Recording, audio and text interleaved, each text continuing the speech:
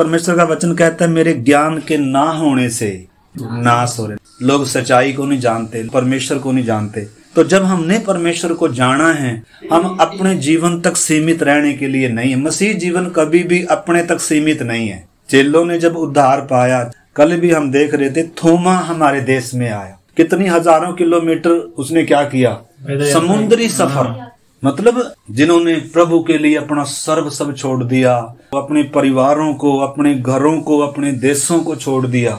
ये आसान नहीं था, उनका दिमाग कोई खराब नहीं था। प्रभु ने कहा जब तुम सामर्थ पाओगे, घर में नहीं बैठे रहोगे, यरूशलेम में, यहूदिया में, सामरिया में और फिर पृथ्वी की छोर तक मेरे क्या होंगे, गवाह होंगे। पवित्र आत्मा का सबूत ही ये है। जिसके अंदर सही आत्मा होगी, आत्माओं का उसके अंदर बोझ होगा, प्रभु के लिए उसके अंदर प्रेम होगा, और वचन की क्या होगी, उसके अंदर भूख प्यास होगी और आज्ञाकारिता होगी। पवित्र आत्मा पहले क्या करता है, एक व्यक्ति को बाहर से कायल करता है, उसके पापों को दिखाता है, उसकी हालात दिखाता है, और वो व्यक्ति अपने पापों को एहसास करता है, मानता है, दुखी होता है, और तभी पवित्र आत्मा क्रूस की तरफ उसको लेकर आता है कि तेरे लिए यीशु मरा। और वो व्यक्ति यीशु को अपना प्रभु और उद्धार करता जब मानता है, स्वीकार करता है, मन फिराता है, वो पवित्र आत्मा उस व्यक्ति के अंदर वचन का बीज लेकर आ जाता है, वचन का बीज लेकर आ जाता है। मतलब ये उसके सपने में नहीं हुआ। जब एक व्यक्ति के जीवन में अपने पापी होने का एहसास आएगा और यीशु ही मार्ग है, यीशु ही सत्य है, और पवित्र आत्मा जब एक व्यक्ति के जीवन में काम करेगा, पीछे नहीं हट सकता हो। तो इस करके हम वही विषय अपना सीख रहे थे, मसीह जीवन का लक्ष्य क्या है। जब तक हम मसीह जीवन क्या है और मसीह जीवन का लक्ष्य क्या है, जब तक हम उस बात को नहीं समझेंगे, हम कंफ्यूज होते रहेंगे। हम जो विषय सीख रहे थे, इजरायलियों को परमेश्वर ने मिस्र की भयानक गुलामी से इसलिए नहीं छुड़ाया था कि वो फिर से मिस्र में चले जाएं या मरुभूमि में क्या हो जाएं, ढेर हो जाएं, बल्कि बड़ी तमन्ना से, बड़े प्रेम से, अपने सामर्थी भुजा के द्वारा उनका उद्धार किया, छुटकारा किया, शत्रुओं का नाश किया, लाल समुद्र 2 भाग कर उनको बीच से लाया, आकाश को खोलकर उनको मन्ना खिलाया, चट्टान फाड़कर उनकी प्यास बुझाई और उनको स्वर्गीय जीवन दिया। बादल की छाया दिन में उनके आगे आगे चलता था, उनको अगुवाई करने के लिए। उनको चलना कैसे है, उन्होंने खाना कैसे है, उन्होंने खाना क्या है, सारी जिम्मेदारी परमेश्वर की थी। उन्होंने तो सिर्फ क्या करना था, उसके राज्य और उसकी धार्मिकता की खोज करनी थी, उसकी इच्छा को पहचानना था, उसके प्रति धन्यवादित होना था, अपने छुटकारे को याद करना था, अपनी उस गुलामी को अगर पीछे मुड़कर देखना भी था तो उन्होंने अपने उस गुलामी के दिन याद करने थे। प्रभु हम कितने गुलाम थे प्रभु जी, हम कभी भी छूट नहीं सकते थे अपने बल से, अपनी ताकत से। प्रभु जी आपने हमारा उद्धार किया है, उस मेमने के लहू के द्वारा हम छुड़ाए गए, उस मेमने को खाकर हम बलवंत हुए। मतलब उनके पास गाने के लिए, आराधना के लिए, धन्यवाद के लिए बहुत सारे विषय थे। लेकिन इसके विपरीत तो इंसान बेबस है जब तक इसकी बुद्धि ना खुले, जब तक इसकी समझ ना खुले। इंसान बेचारा नहीं है, इंसान भला नहीं है। जन्म ही से इंसान परमेश्वर का क्या है, शत्रु है, बैरी है। जब एक बच्चा पैदा होता है ना, परमेश्वर का बैरी पैदा हुआ है। पाप इसके अंदर राज कर रहा है। जैसे जैसे ये बच्चा बढ़ेगा पाप रंग दिखाएगा, परंतु जब तक ये अपने आपे में ना आए, जब तक इसको होश ना आए कि मैं पापी व्यक्ति हूं, और अपने पाप को ना माने, अपने पाप से मन ना फिराए और यीशु को अपना प्रभु और उद्धार करता स्वीकार कर कर बपतिस्मा लेकर अपना जीवन उसे ना दे, तब तक ये परमेश्वर का प्रिय नहीं है। नहीं, परमेश्वर का प्रिय कब बन जाता है, परमेश्वर का पुत्र कब बन जाता है। इसलिए प्रभु ने कहा निकोदेमुस से, मैं तुम्हें सच सच कहता हूं, जब तक व्यक्ति नए सिरे से जन्म नहीं लेगा, परमेश्वर के राज्य को देख नहीं सकता। लेकिन जब वचन के द्वारा जन्म लिया, आत्मा के द्वारा जन्म लिया, उस समय हम परमेश्वर की संतान बनते हैं। वचन की क्या रहती है, भूख प्यास रहती है, क्योंकि ये वचन नए जन्मे बच्चे के लिए दूध का काम करता है। और दूध कितनी बार पिया, कोई बच्चा मजबूरी से दूध नहीं पीता, बल्कि उसमें उसको जीवन मिलता है, उसको पीकर क्या होता है, वो बढ़ता है। लेकिन वो ही सिर्फ नहीं है मसीह जीवन, ये वचन उसके लिए क्या भी बनता है, भोजन भी बनता है, अन्न बनता है। यही वचन पांव का दीपक और मार्ग का उजाला बनता है। यही वचन उसके लिए क्या बनता है, आत्मा की तलवार बनता है। हमने समझना मसीह जीवन का लक्ष्य क्या है। प्रभु कुछ सत्संग चलाने नहीं आया। जैसे बहुत सारे गुरु हैं, ऐसे ही प्रभु एक गुरु नहीं था। जैसे हर जाति में, हर धर्म में गुरु जी हैं, उनकी एक शुरुआत भी, उनका जन्मदिन भी है, उनके पीछे दुनिया बहुत उनकी यात्राएं निकलती हैं। ऐसा एक यीशु नहीं है। प्रभु यीशु ऐसा काम चलाने के लिए नहीं आया, धर्म देने नहीं आया, रिवाज देने नहीं आया। प्रभु क्या करने आया, पाप में बंधे हुए इंसान को, आत्मा में मरे हुए इंसान को, जो परमेश्वर से दूर है, जिसके ऊपर दुश्मन राज करता है, उस व्यक्ति को सबसे पहले होश में लाकर और उस व्यक्ति को गुलामी से छुड़ाकर परमेश्वर से क्या कराता है, मेल कराता है। तो हम देख रहे थे इजरायलियों के लिए कनान में प्रवेश करने के लिए कौन कौन सी शर्तें थी। परमेश्वर ने जगत से प्रेम किया, या परमेश्वर ने उस समय पूरे इजरायलियों से मान लो प्रेम किया। वो ये नहीं था प्रेम के मिस्र में उनको आशीष दे, मिस्र में उनको बरकत दे, मिस्र में उनको एक नया सा, वो नहीं था परमेश्वर की आशीष। बल्कि परमेश्वर ने उनसे प्रेम किया। उसका सबूत क्या था, उनको मिस्र की भयानक गुलामी से छुटकारा दे रहे, मेमने के द्वारा छुटकारा कर रहे। तो सबसे पहली जो शर्त है कनान जाने वालों के लिए, इजरायलियों के लिए, क्योंकि इजरायली हमारी छाया है, हम उस जय के जीवन में, उस आत्मिक जीवन में कैसे प्रवेश कर सकते हैं, उसके लिए शर्तें क्या। सबसे पहली शर्त क्या है, जिन्होंने लाल समुद्र पार किया है। अगर अभी तक आपने लाल समुद्र पार नहीं किया, आपका फिरौन अभी जिंदा है। हम जो विषय सीख रहे हैं, मिस्र में आशीष देना परमेश्वर की योजना नहीं है। आज हमें संसार में आशीष देना परमेश्वर की योजना नहीं है। उस समय परमेश्वर ने इजराइल को मिस्र से निकाला, लेकिन मिस्र से निकालना काफी नहीं था। परमेश्वर ने इनको कनान के देश में लेकर जाना, जहां दूध और मधु की धारा है, खुशहाल देश है एक, और परमेश्वर इनके मध्य में रहेगा, वास करेगा। ये परमेश्वर के लोग होंगे और परमेश्वर इनका होगा, और कोई इनको छू नहीं पाएगा। परमेश्वर ने वायदे दिए, प्रतिज्ञाएं दी, वाचा बांधी। अब दूसरी शर्त क्या थी कनान में प्रवेश करने की, इन्होंने परमेश्वर को जानना है। इन्होंने मरुभूमि में आने वाली परीक्षाओं को पास करना है। अगर मरुभूमि में जो परीक्षाएं आ रही थी, अगर उन परीक्षाओं में ये बुड़बुड़ा ही रहे हैं, अगर उल्टा मिस्र की तरफ देख रहे हैं, मिस्र की तरफ जा रहे हैं, देखो धन्यवाद करने का, आराधना करने का, परमेश्वर की बड़ाई प्रशंसा करने का बहुत बड़ा कारण है इनके पास। बादल की छाया आंखों से देख रहे हैं, बीच समुन्द्र में से पांव पांव चलकर आए हैं, हर दिन स्वर्ग से ताजा मन्ना खा रहे हैं। सिनाई पर परमेश्वर को अपनी आंखों से इन्होंने उस महिमा को देखा है। देखा है कि नहीं देखा है? क्या हमने देखा है क्रूस?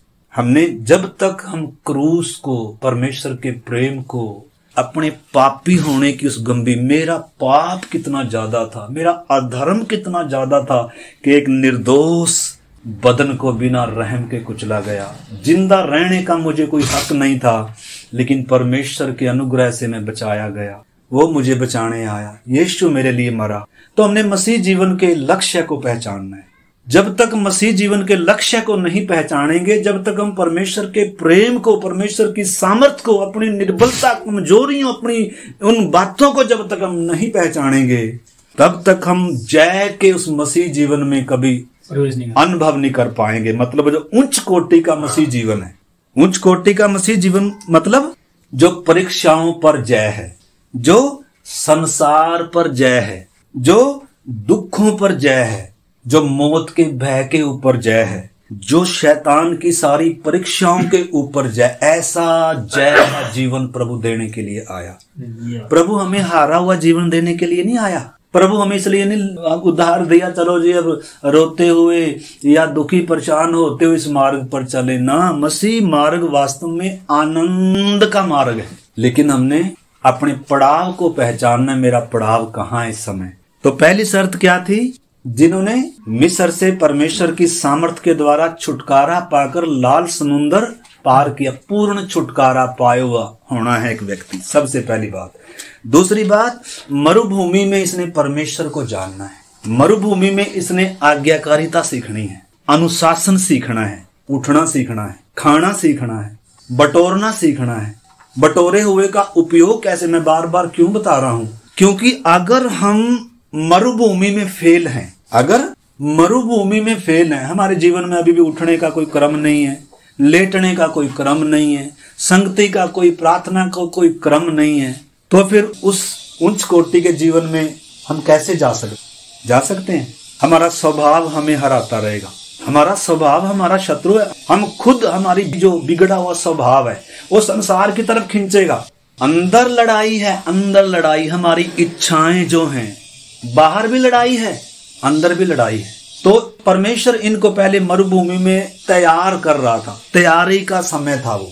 एक बड़ी भीड़ तो मरुभूमि में इसलिए चल रही थी कि नाश हो जाए, क्योंकि बुड़बुड़ाना ही काम था उनका।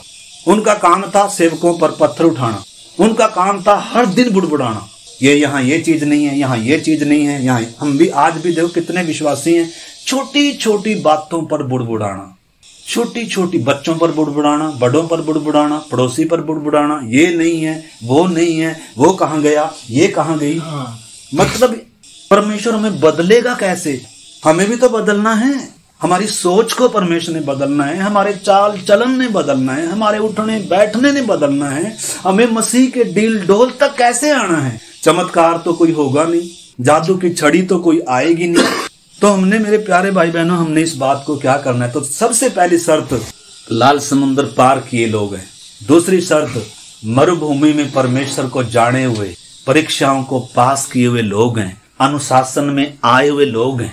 और अगली बात, सिहोन और ओग जैसे ताकतवर राजाओं को जीते हुए लोग हैं। भले ही एक पीढ़ी 40 साल वैसे घूमती रही, लेकिन उसी समय उन्हीं लोगों के बीच में एक पीढ़ी ऐसी थी जो हर दिन इन्हीं परिस्थितियों में क्या हो रही थी, इन्हीं परिस्थितियों में तैयार हो रही थी। देखो एक ही झुंड है, सब बादल के नीचे हैं, सब रोटी स्वर्ग से खा रहे हैं, लेकिन कुछ नाश होने के लिए चल रहे हैं और कुछ किधर जाने के लिए चल रहे हैं, कुछ तैयार होते जा रहे हैं, हर दिन तैयार हो रहे हैं। मात्र कालेब और यहोशू ही नहीं थे जो तैयार होकर उस देश में गए, यर्दन पार करके गए, बल्कि कौन भी थे, कितने लाख थे, 6 लाख से ज्यादा सेना थी। नई पीढ़ी, एक सेना मरुभूमि में खत्म हो गई, लेकिन दूसरी सेना परमेश्वर ने तैयार करी, जिनके अंदर मिस्र नहीं था। तो हमने, मेरे प्यारे भाई बहनों, समझना है मेरे मन में किसकी चाहत है। अगर मेरे मन में यीशु की चाहत नहीं है, स्वर्गीय बातों की चाहत नहीं है, आत्मिक बातों की चाहत नहीं है, तो मैं कभी भी स्वर्गीय राज्य की जो खुशी है, स्वर्गीय राज्य का जो आनंद है, उसको कैसे अनुभव कर सकता हूं। ये तो असंभव है। तो हमने उस बात को पहचानना, मेरे प्यारे भाई बहनों, जिन्होंने सिहोन और ओग को जीता।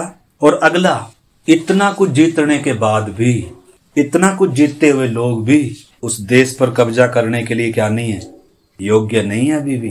अभी भी उन्होंने अपनी कमजोरी को, अपनी निर्बलता को क्या करना है, एहसास करना है। यहोशू को मालूम है कनान का देश है, उसमें सामर्थी जातियां बसी हुई हैं, और अगर परमेश्वर मेरे साथ ना चले, परमेश्वर मुझे सामर्थ ना दे, तो ये कभी हो ही नहीं सकता। मतलब एक व्यक्ति को अपनी कमजोरियां मालूम होनी है। पौलुस कहता है, जब मैं निर्बल होता हूं तभी मैं क्या होता हूं, परमेश्वर की सामर्थ कहाँ काम करती है, जो दीन होंगे। प्रभु कहता है, परमेश्वर घमंडियों का तो सामना करता है, परंतु दीनों पर क्या करता है, अनुग्रह करता है। सारे चेले सुसमाचार प्रचार किए हुए थे, यीशु के साथ थे, जब उन्होंने दुष्ट आत्मा भी निकाली थी, पतरस पानी पर भी चला था, बहुत सारे उन्होंने बड़े बड़े काम देखे थे। लेकिन एक समय उनके जीवन में ऐसा आया, एक पड़ाव उनके जीवन में ऐसा आया, और यीशु का इनकार कर कर चले गए। पतरस ने कहा था, प्रभु सब तुझे छोड़कर चले जाएंगे, लेकिन मैं तुझे कभी नहीं छोड़ूंगा। और इसी रीति से बाकी सब चेलों ने भी कहा था, यानी कि अपनी ताकत से इन्होंने समर्पण किया था, लेकिन अपनी ताकत से, अपनी खूबी से, अपने बल से कभी भी हम स्वर्गीय राज्य के वारिस नहीं हो सकते। इसके लिए प्रभु यीशु मसीह है जो हमें जय देने वाला है। इसके लिए पवित्र आत्मा है जिसमें सामर्थ है। इसलिए प्रभु ने चेलों को कहा, जब तुम सामर्थ पाओगे, जब क्या पाओगे?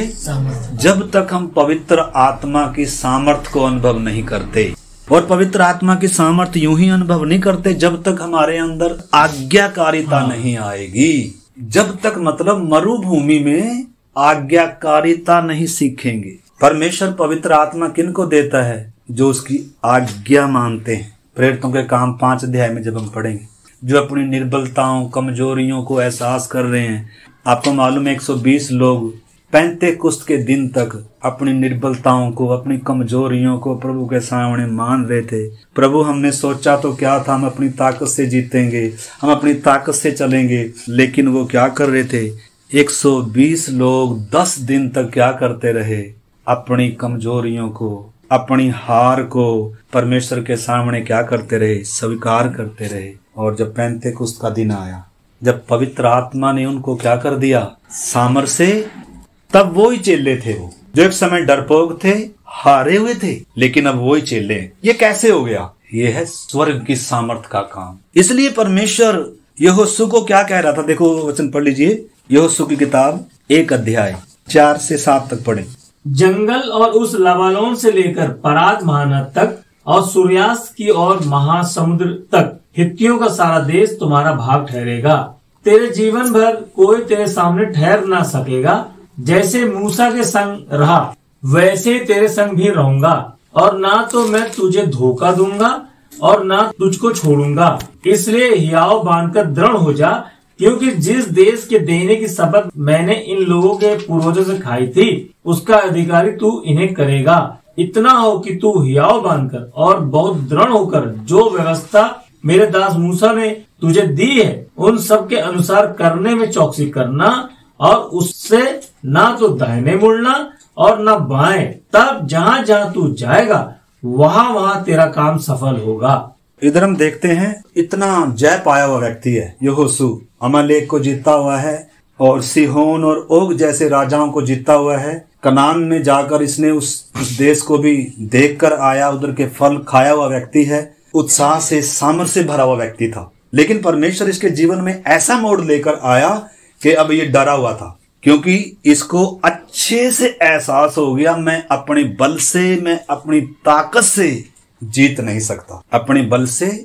इधर है परमेश्वर की सामर्थ की कुंजी, इधर है जय पाने की कुंजी। मतलब जब तक हम अपनी बुद्धि से, अपने ज्ञान से, अपने बल से, अपने दिमाग से चलेंगे तो वो मरुभूमि का क्षेत्र है। अभी हम तैयार ही नहीं हुए वास्तव में। मरुभूमि का जीवन दर्शाता है अपने दिमाग से चलने का जीवन, अपनी ताकत से चलने का जीवन। बादल का खंभा तो है, वो सब बातें हैं, लेकिन मरुभूमि का जीवन वास्तव में अपने लिए जी रहा है। मिस्र में संसार के लिए, मिस्र किसको दर्शाता है? संसार को। तो एक तो मसीह जीवन है जो संसार में लिप्त है, संसार के तरीके अपनाते हैं, संसार की रीति अपनाते हैं, संसार से आकर्षित होते हैं, संसार से मित्रता, संसार से प्रेम, संसार की चिंता। संसार क्या कहेगा? प्रभु जो मर्जी बोले, हमें उसकी मतलब नहीं, परंतु संसार क्या कहेगा। एक तो है संसारिक विश्वासी, और जो संसार से थोड़ा सा निकल आते हैं, जो मरुभूमि में आ जाते हैं, जो लाल समुद्र पार कर लेते हैं, क्योंकि लाल समुद्र मिस्र से अलग करता है। बपतिस्मा एक व्यक्ति को संसार से अलग करता है, संसार से। संसार को ओढ़ा हुआ एक व्यक्ति, संसार को पहना हुआ एक व्यक्ति, बपतिस्मे में संसार को उतार कर मसीह को पहनता है एक व्यक्ति। तो अब ये आ गया मरुभूमि में। अब इसने क्या करना है? मरुभूमि में तैयार होना है, परमेश्वर की आज्ञा मानना सीखना है। जो जो परमेश्वर घटनाओं के द्वारा सिखाना चाह रहा था, एक एक बात से इसने सीखना था।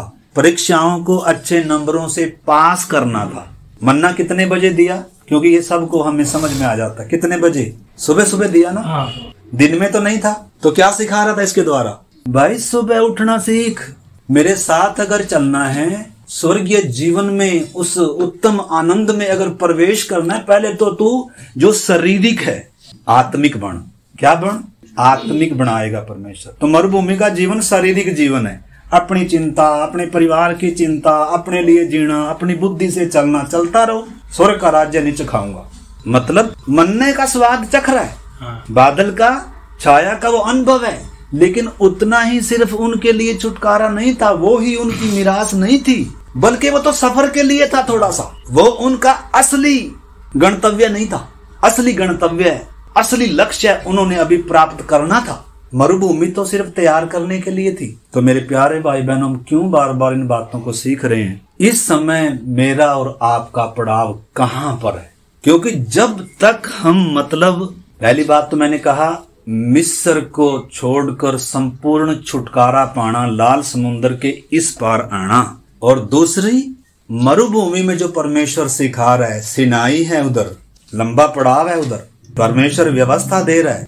परमेश्वर इनके बीच में अभी मिलाप का तंबू आ गया। अब इनको परमेश्वर बता रहा है पाप कितना भयानक है, पाप के लिए मौत हो रही है, पाप के लिए एक निर्दोष जानवर मर रहा है, पाप तू कर रहा है, तेरे बदले कोई और मर रहा है। इनको दिखा रहा है पाप से मन फिराओ। लेकिन बेचारे पाप के लिए बलिदान तो चढ़ाते थे, लेकिन पाप के गुलाम थे। अभी पाप अंदर था, अभी पाप से छुटकारा नहीं हो रहा था अभी, इसलिए फिर से बलिदान लेकर आ रहे हैं। अगली संगति में फिर से भेंट लेकर आ रहे हैं, अगली संगति में फिर से पापों के लिए पश्चाताप कर रहे हैं, रो रहे हैं और फिर से बलिदान चढ़ा रहे हैं। पाप की गंभीरता इन्होंने सीखनी है, परमेश्वर का अनुग्रह, वो बलिदान, उस लहू की कीमत इन्होंने समझनी है। परमेश्वर ने दया कर कर गुलामी से निकाल कर अपने पास ले आया, सिनाई पर ले आया। इनको सिखा रहा है जैसे बच्चे को सिखाया जाता है। परमेश्वर कहता है जैसे उकाब अपने बच्चों से व्यवहार करता है, गोद में उठाकर, मैं परों पर उठाकर तुम्हें अपने पास ले आया, और ऐसे मैं तुम्हें सिखा रहा हूँ। तो इन्होंने सीखना था। अगर मरुभूमि से हमने सीखा नहीं अभी तक, और सीखने के लिए तैयार भी नहीं है, तो अभी हमें किधर ही घूमना है भाई जी? मरुभूमि में घूमते रहें। ये हमारे ऊपर निर्भर करता है, हम मरुभूमि में मरेंगे या हम यर्दन पार कर दूध और मधु के उस देश को अनुभव करते हुए अपनी दौड़ को पूरा करेंगे। ये हमारे ऊपर निर्भर करता है। आज मेरी और आपकी क्या दशा है, हम कहाँ पर हैं मेरे प्यारे भाई बहन? तो सबसे पहली बात तो हमने समझना है, लाल समुद्र पार करना, मरुभूमि में परीक्षाओं को पास करना, अनुशासित होना है, आज्ञाकारिता में आना है, पाप की गंभीरता को समझना है, लहू की कीमत को समझना है। और इतना काफी नहीं है, यहोशू की तरह है, परमेश्वर की सामर्थ के लिए इंतजार कर रहा है। और तब परमेश्वर कह रहा है उठा रहा है। किसको? कमजोर। किसको? हम आज अपनी गलतियों से हारे हो सकते हैं, आज हम किसी चीज के गुलाम हो सकते हैं। प्रभु हमें से कुछ कह रहा है। आज हम कहाँ हैं? हमने अपने पड़ाव को, अपने जीवन को समझना है मेरे प्यारे भाई बहन। मसीह जीवन क्या है? मिस्र का जीवन नहीं है मसीह जीवन। मरुभूमि का जीवन हाँ कुछ समय के लिए है, वहां वो सिखाने के लिए है। वहां मसीह जीवन यर्दन पार कर कर कनान का अनुभव है। परंतु उधर जाने से पहले परमेश्वर यहोशू को कह रहा है, उठ अपनी कमर कस, दृढ़ हो जा, मुझ पर भरोसा कर। जैसे मैं मूसा के साथ रहा, ऐसे मैं तेरे साथ भी रहूंगा। मैं तुझे वो देश जीत कर दूंगा। तुझे क्या करना होगा? अगली 2 आयत पढ़कर फिर हम प्रार्थना करेंगे। 8 और 9 आयत भी पढ़ लीजिए। व्यवस्था की ये पुस्तक तेरे चित्त से कभी ना उतरने पाए, इसी में दिन रात ध्यान दे रहना, इसलिए कि जो कुछ उसमें लिखा है उसके अनुसार करने की तू चौकसी करे, क्योंकि ऐसा ही करने से तेरे सब काम सफल होंगे और तू प्रभावशाली होगा। क्या मैंने तुझे आज्ञा नहीं दी? हियाव बांध कर दृढ़ हो जा, भय न खा और तेरा मन कच्चा ना हो, क्योंकि जहाँ जहाँ तू जाएगा वहाँ वहाँ तेरा परमेश्वर यहोवा तेरे संग रहेगा। अब अगली बात है, इस वचन से दाएं बाएं नहीं मुड़ना। मैं तेरे साथ चलूंगा, इसमें कोई शक नहीं है। मैं तुझे जीत कर दूंगा। जैसे मूसा के साथ रहा ऐसे तेरे साथ भी रहूंगा। ना कभी धोखा दूंगा, ना तुझे कभी छोड़ दूंगा, ना कभी त्यागूंगा। पर विश्वास कर, मुझ पर भरोसा कर। तो विश्वास तो करना पड़ेगा। यीशु ने भी कहा, जगत के अंत तक मैं सदैव तेरे साथ। हालेलुया। वायदा किया है हमारे साथ। हमें विश्वास करना होगा, हमें परमेश्वर पर निर्भर होना होगा। प्रभु मैं निर्बल हूँ, प्रभु मैं कमजोर हूँ, मुझे तेरी आत्मा की सामर्थ चाहिए, मुझे तेरी बुद्धि चाहिए, मुझे तेरा ज्ञान चाहिए। अगर हम देखो कमजोर नहीं है, पुकारते कौन है? वैद्य की जरूरत किसको है बताओ? पानी की जरूरत किसको है? जो प्यासा है। अगर हमें पानी की प्यास ही ना हो, अगर हमें रोटी की भूख ही ना हो, तो कितनी भी अच्छी रोटी कोई बनाकर हमारे सामने भी रखेगा, हम खाएंगे। कितना भी मीठा ठंडा जल हमारे सामने रख दे, लेकिन अगर हमें प्यास नहीं हो इसलिए प्रभु ने कहा जो कोई प्यासा हो, प्रभु को भी मालूम है प्यासे सारे नहीं है। प्रभु ने क्यों कहा जिसके कान हो सुन ले। प्रभु को भी मालूम है कान तो सबके हैं, लेकिन सुनते सब नहीं है। बस अभी हम 2 घंटे के विश्वासी हैं। कोई संसार में लिप्त है, कोई अपने आप में लिप्त है, लेकिन मैं और आप किसमें है मेरे प्यारे भाई बहन? हम किसमें व्यस्त हैं? अगर देखो प्रार्थना में समय नहीं हम बिता रहे, अपनी कमजोरियों को हम नहीं समझ रहे हैं, पवित्र आत्मा की सामर्थ्य की जरूरत मुझे है, उसकी हमें जरूरत अगर फील नहीं हो रही है, तो हम मरुभूमि में क्या करते रहेंगे? कितने दिन देगा प्रभु मरुभूमि में? 2 कुरिन्थियों 12 अध्याय 9 वचन पढ़ेंगे। पर उसने मुझसे कहा, मेरा अनुग्रह तेरे लिए बहुत है, क्योंकि मेरी सामर्थ्य निर्बलता में सिद्ध होती है। इसलिए मैं बड़े आनंद से अपनी निर्बलताओं पर घमंड करूंगा कि मसीह की सामर्थ्य मुझ पर छाया करती रहे। इधर पौलुस जैसे यहोशू अपने निर्बलता कमजोरियों को लेकर परमेश्वर के सामने इंतजार कर रहा, आगे जाने के लिए हिम्मत नहीं हो रही है, क्योंकि उसको मालूम है ये मेरी ताकत से होने वाला काम नहीं है। ऐसे ही पौलुस परमेश्वर का दास, आपको मालूम है जब पौलुस ने उद्धार पाया, बपतिस्मा लेते ही साथ इसने प्रचार करना शुरू कर दिया, लेकिन इसको टोकरे से उतार कर भगाना पड़ा। एक लंबा समय लग गया और इसके जीवन में बहुत सारी बातें आई, लेकिन इसकी कोई कमजोरी है यहाँ ना, प्रभु से बार बार प्रार्थना कर रहा है, प्रभु ये चीज हट जाए, मैं आगे नहीं बढ़ पा रहा। हमारे जीवन में ये कमजोरी कुछ भी हो सकती है। हम कमजोर हैं, परमेश्वर के मार्ग पर चलने के लिए हम कमजोर हैं मेरे प्यारे भाई। आपको मालूम है परमेश्वर ने 6ठे दिन क्यों बनाया? 6ठा दिन क्या दर्शाता है? मनुष्य अधूरा है, बिना परमेश्वर के सामर्थ्य के, बिना परमेश्वर के ये अधूरा है। 7 अंक परिपूर्णता का है। इस करके हम अपनी ताकत से अपने मार्गों पर चल सकते हैं, अपनी ताकत से दुनिया के काम कर सकते हैं, अपनी बुद्धि से, अपने बल से, अपने प्रयासों से हम और काम कर सकते हैं, लेकिन अपनी ताकत से हम प्रभु के साथ चल नहीं सकते हैं। क्या हम ऐसे अपने जीवन में उन कमजोरियों को, अपनी उन बातों को लेकर परमेश्वर के सामने ऐसे प्रार्थना करते हैं? आपको मालूम है जब परमेश्वर ने मूसा को मिस्र में इजरायलियों को छुड़ाने के लिए भेजा, पूरा ठीक कर नहीं भेजा था उसको, कमजोरियों के साथ भेज रहा है। परमेश्वर के चाहे कितना भी परमेश्वर का बड़ा दास हो, उसके जीवन में भी क्या होती हैं? कमजोरियां होती हैं। क्यों? ताकि परमेश्वर की सामर्थ पर भरोसा करे, परमेश्वर पर भरोसा करे, अपनी ताकत पर नहीं, अपने बल पर नहीं। जकरिया की किताब में परमेश्वर कहता है ये न तो बल से होगा न सामर्थ से होगा, परंतु मेरी आत्मा के द्वारा ये सब हो जाएगा। हे बड़े पहाड़ तू क्या है, जरुब्बाबेल के सामने तू मैदान हो जाएगा। यीशु के सामने कोई पहाड़ बड़ा नहीं है। हमारे सामने छोटी छोटी बात भी पहाड़ के समान हो जाएंगी। इस करके हमें परमेश्वर पर निर्भर होना पड़ेगा। उसने वायदा किया है। इधर पौलुस क्या कह रहा है जब उसने 8 से पढ़े, इसके विषय में मैंने प्रभु से 3 बार विनती की कि मुझसे ये दूर हो जाए, पर उसने मुझसे कहा मेरा अनुग्रह तेरे लिए बहुत है, क्योंकि मेरी सामर्थ निर्बलता में सिद्ध होती है। इसलिए मैं बड़े आनंद से अपनी निर्बलताओं पर घमंड करूंगा। जब पौलुस ने परमेश्वर से ये बातें सुनी, पौलुस ने अपनी कमजोरियों को, अपनी उन बातों को परमेश्वर के सामने रखा, ये मुझे आगे बढ़ने में मुश्किल हो रही है, परमेश्वर इनको दूर कर। लेकिन परमेश्वर ने क्या कहा? कह रहा ये समस्याएं दूर नहीं होगी, परंतु मैं तुझे सामर्थ दूंगा, मैं तुझे अनुग्रह दूंगा, मैं तुझे बल दूंगा, क्योंकि मेरी सामर्थ मनुष्य की निर्बलता में क्या होती है? तो टूटे हुए बर्तन में परमेश्वर अपनी सामर्थ डालता है। जब तक टूटते नहीं है, जब तक हम टूटते नहीं है, स्वर्ग की सामर्थ को हम अपने जीवन में अनुभव नहीं करेंगे। 120 लोग पेंतेकुस्त के दिन टूटे हुए थे। यहोशू टूटा हुआ है, भले इसने मरुभूमि जीती है, सिहोन और अयोग को, अमालेक को इसने जीता है, लेकिन तो भी आगे की लड़ाई आसान नहीं थी। इसलिए परमेश्वर के सामने टूटा हुआ है और परमेश्वर उसे क्या कह रहा है? उठ, मैं तेरे साथ चलूंगा, मैं तुझे जीत कर दूंगा, मैं तुझे सामर्थ दूंगा, मैं कभी नहीं छोड़ूंगा, कभी नहीं त्यागूंगा। जैसे मूसा के साथ रहा ऐसे तेरे साथ भी। बस इतना हो, व्यवस्था की इस पुस्तक से क्या नहीं होना? दाएं बाएं नहीं होना। अगली शर्त क्या है? इस वचन को हमने पूरा क्या करना पड़ेगा? मानना पड़ेगा। सुनना सिर्फ नहीं है, पढ़ लेना सिर्फ पर्याप्त नहीं है, बल्कि इसको क्या करना है? खाना है। खाना सिर्फ नहीं है, इसको चबाना है। चबाना सिर्फ नहीं है, इसको पचाना है।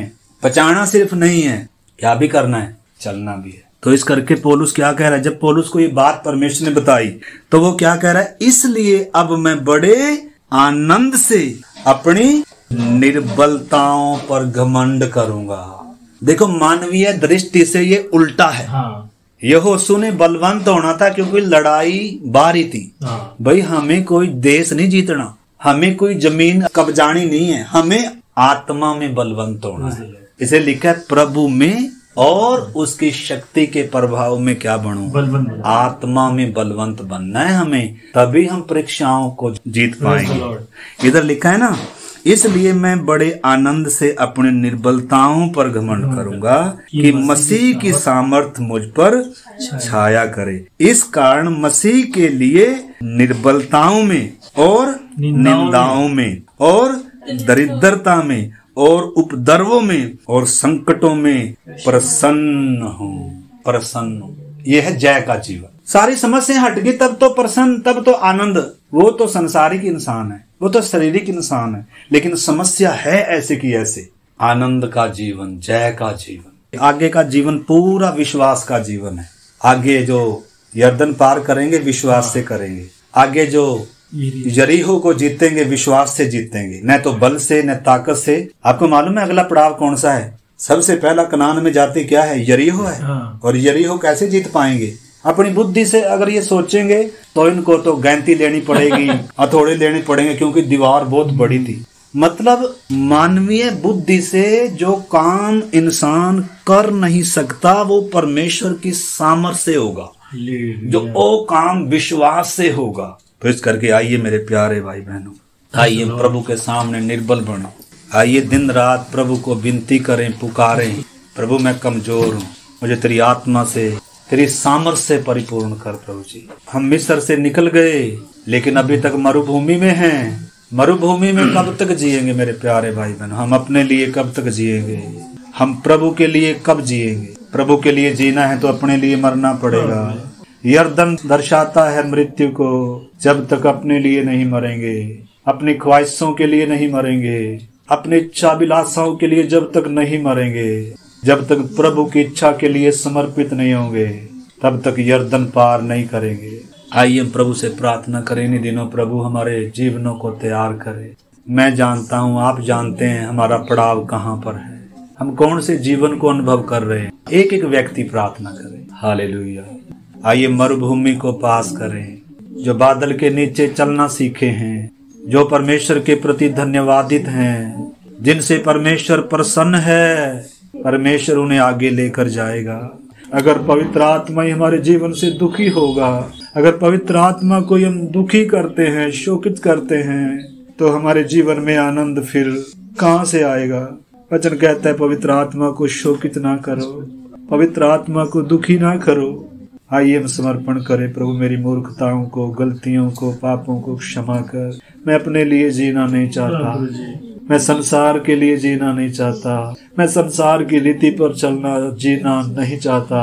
मैं आपकी रीति पर, मैं आपके पद चिन्हों पर, मैं आपके साथ साथ चलना चाहता। प्रभु जी, आप में जय की भरपूरी है, आपके बिना मैं कुछ नहीं कर सकता।